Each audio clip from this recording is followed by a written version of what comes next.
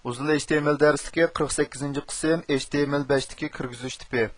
HTML5-diki yangi kirgizish tiplaridan email, ya'ni ilxat adresi kirgizish, URL torbat adresi kirgizish, number, raqam kirgizish, range, ma'lum doiradagi qiymatni serial tizimlik orqali tanlash, date beakers, vaqt chizlar kirgizish, search, izlash ramkasi, color, rang qiymati qatorliqlar bor.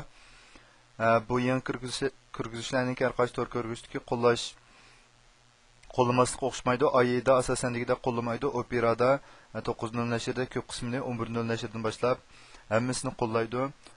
Chrome'dami, Color'dan boshqa eng yangi nashrda hammasini qo'llaydi.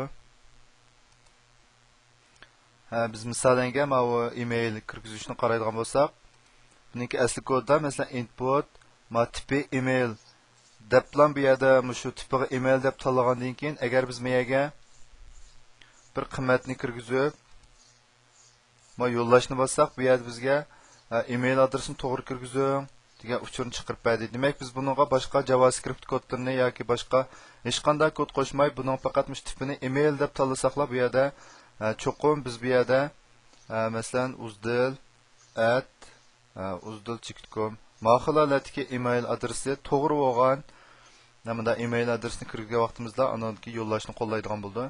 Masalan, URL adresi masalan torbat adresi kirgizganda biz buning qalaymiqan narsa kirgizib yo'llashni bossak, bu yerda torbat adresini kirgizganda deb chiqardi. Cho'qim torbat adresi bo'lgan ekan, mahilalardagi to'g'ri bo'lgan torbat adresini kirgizib yo'llashni bosgan vaqtimizda anonki uchur olmuş chiqdi. Buniki qaraydigan bo'lsak, bu tipiga URL bu boshqa kirgizish tiplerini belgilagan vaqtimizda shu tipi degan qismiga input deb mush xat kuchniki tip degan xarakter qiymatiga mush qiymatlarni berish orqali bevosita aniqlab bersak bo'ldi.